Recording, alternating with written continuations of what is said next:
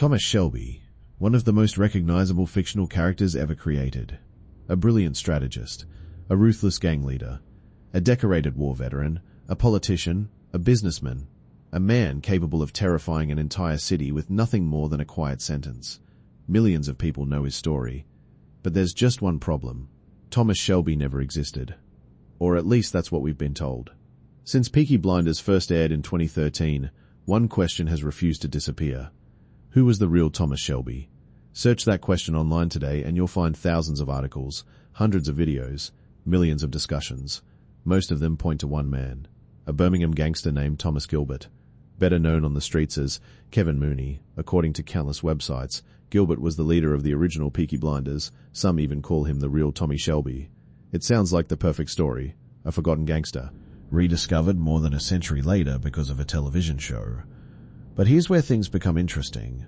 The deeper you dig into history, the more that story begins to fall apart, because almost everything people think they know about the real Peaky Blinders turns out to be wrong. The famous razor blades sewn into flat caps, probably a myth. The criminal empire never existed. The wealthy Shelby family, entirely fictional, and Thomas Gilbert himself, left behind surprisingly little evidence that he was ever the legendary figure the internet claims he was. So who exactly was he? Was he really the inspiration behind Thomas Shelby, or have we spent years chasing a ghost created by television? To answer that question, we need to go back, not to the First World War, not to the Roaring Twenties, but even earlier, to a city unlike almost anywhere else on Earth. A city that didn't just create gangs, it manufactured them. Birmingham, England. The late 19th century. Today, Birmingham is Britain's second largest city.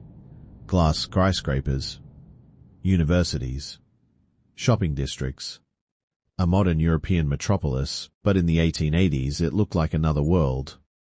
This wasn't simply an industrial city, it was one of the engines that powered the entire British Empire. Thousands of factories produced everything from firearms, to bicycles, to jewelry, to steam engines. Every year, tens of thousands of people poured into Birmingham looking for work. The city couldn't keep up, entire neighborhoods appeared almost overnight, rows of cheaply built houses stretched endlessly across the landscape. Most had no running water, no sewage system, no proper ventilation. Entire families often shared a single room. Disease spread quickly. Tuberculosis, typhoid, cholera, death was simply another part of everyday life. But perhaps the city's greatest problem wasn't poverty, it was inequality. Within walking distance of luxurious Victorian mansions, children were digging through trash looking for food. Factory owners became incredibly wealthy. Workers remained desperately poor. For many families, survival depended on every single member earning money, even children. Imagine being 10 years old. Instead of going to school, you wake before sunrise, walk through streets covered in soot, enter a factory where you'll spend the next 12 hours breathing coal dust. By the time you're 15, your back already hurts, your lungs are damaged, and you've learned one lesson. No one is coming to save you. For thousands of boys growing up in Birmingham, crime wasn't a choice. It was simply another profession, one that often paid better than honest work, and unlike factory jobs, it offered something even more valuable: respect. Street gangs began appearing throughout the city. Most were small. Some disappeared within months.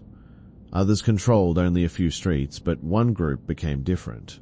Not because they were the biggest, not because they were the richest, but because they understood something no other gang had fully realized.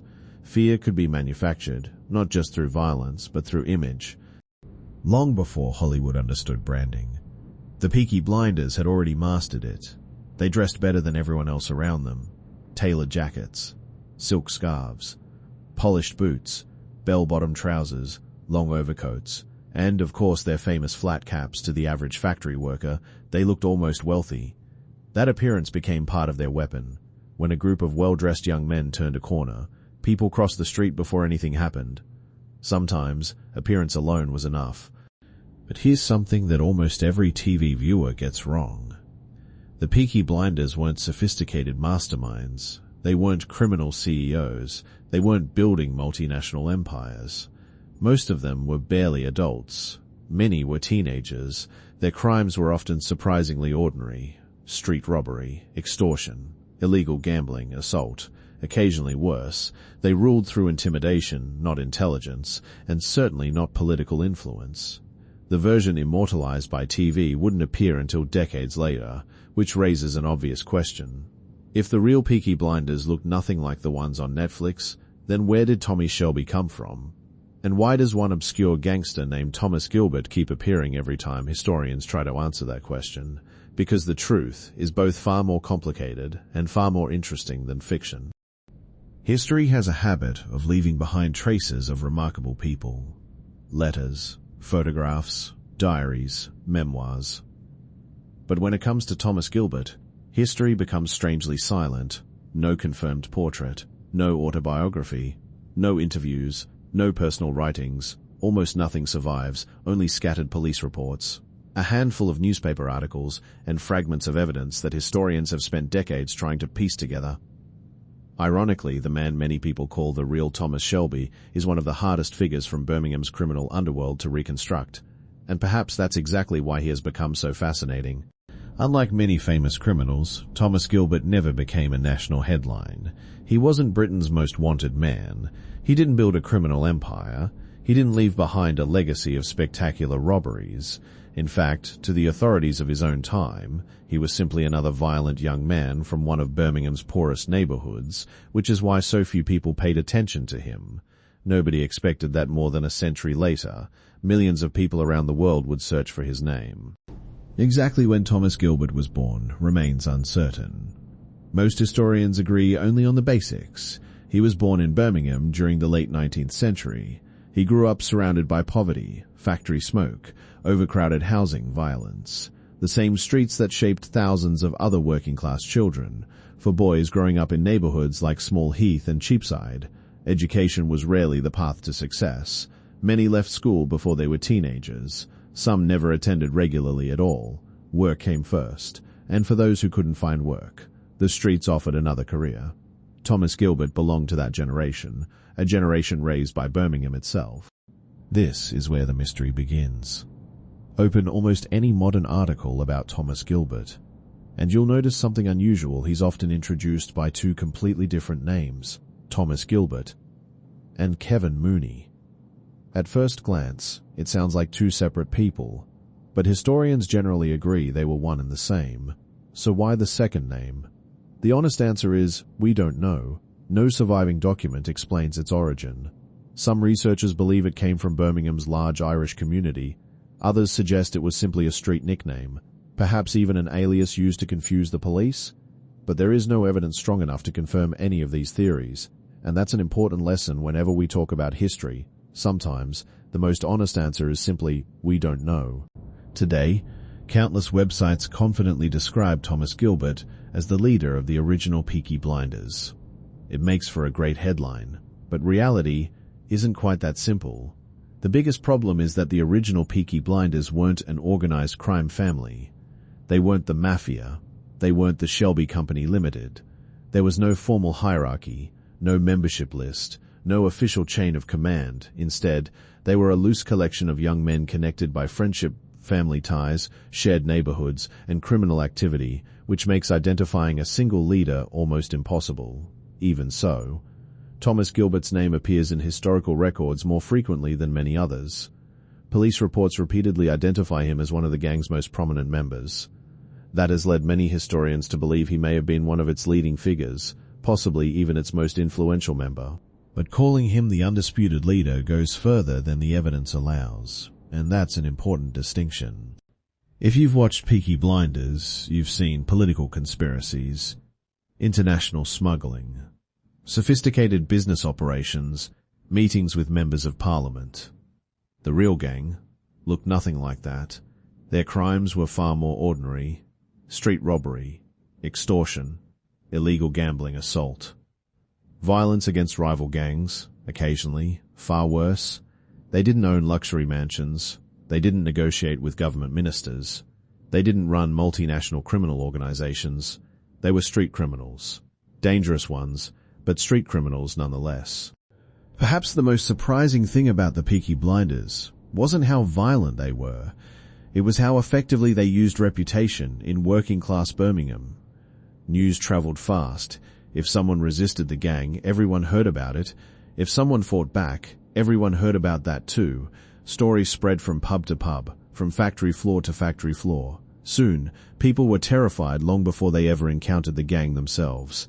Fear became more powerful than violence, because once a reputation is established, you don't have to prove it every day. Sometimes, your name does the work for you. This raises an obvious question. If Thomas Gilbert was truly one of Birmingham's most feared gangsters, why is there so little information about him? The answer is surprisingly simple. Because in his own lifetime, he wasn't considered extraordinary to Victorian police officers. He was one violent criminal among many. Newspapers reported on people like him every week. Nobody imagined that over a century later, his name would become connected to one of television's greatest fictional characters. Most official records were never preserved. Others disappeared over time. And those that survived often contain only a few lines of information as a result. Modern historians have been forced to reconstruct his life piece by piece, like detectives solving a century-old mystery. And yet, one question remains unanswered. If Thomas Gilbert was just another Birmingham gangster, why is his name the one people remember? Why him and not someone else? To answer that, we have to leave Thomas Gilbert behind for a moment and follow the evolution of Birmingham's criminal underworld. Because by the early 20th century, a new generation of gangsters was beginning to take control, men far more powerful, far wealthier, and far more organized than the Peaky Blinders had ever been, and it was their world, not Thomas Gilbert's. That would ultimately inspire the setting of Peaky Blinders. By now, Thomas Gilbert almost sounds like the perfect candidate. A Birmingham gangster, associated with the Peaky Blinders, a man feared by the people around him. So why isn't the mystery solved? Why don't historians simply say, Thomas Gilbert was the real Tommy Shelby? Because the moment you compare history to fiction, the similarities begin to disappear. The first thing to understand is that the Peaky Blinders most people imagine never actually existed, at least not in the way the television series portrays them. The real Peaky Blinders reached their peak during the 1890s, not the 1920s. That single detail changes everything. When Tommy Shelby supposedly returned from the First World War, the original Peaky Blinders had already faded into history. Many had grown older, others had moved on, some had been imprisoned, and some had simply disappeared from the historical record altogether. The gang that inspired the show's title was already gone. So who controlled Birmingham in the years after the war? Not Thomas Gilbert, not the Peaky Blinders. A completely different generation had taken over. One name stood above the rest: Billy Kimber. Unlike the Peaky Blinders, Kimber wasn't interested in stealing watches from pedestrians. He understood something much more profitable: horse racing, illegal betting, protection rackets in Tyre, gambling operations worth enormous amounts of money. His organization became one of Britain's first truly modern criminal enterprises, in many ways. The criminal empire we see Tommy Shelby building in the series looks far more like Billy Kimber's organization than anything Thomas Gilbert ever controlled, which creates an interesting contradiction. The show is called Peaky Blinders, yet much of its criminal world belongs to an entirely different gang. Stephen Knight never tried to recreate history exactly. Instead, he borrowed pieces from different decades, different criminals, different stories, then assembled them into a single narrative. Thomas Gilbert gave him one piece, Billy Kimber provided another. Later came Darby Sabini, Oswald Mosley, Winston Churchill, real people placed into a fictional story. The result feels authentic, precisely because it never attempts to copy reality. We began this film searching for one man. Someone history could point to and say, that was Thomas Shelby. Instead, we found Thomas Gilbert, a real gangster, a real member of Birmingham's underworld, a man who may have inspired fragments of one of television's greatest characters, but only fragments. Because Tommy Shelby was never meant to be a portrait.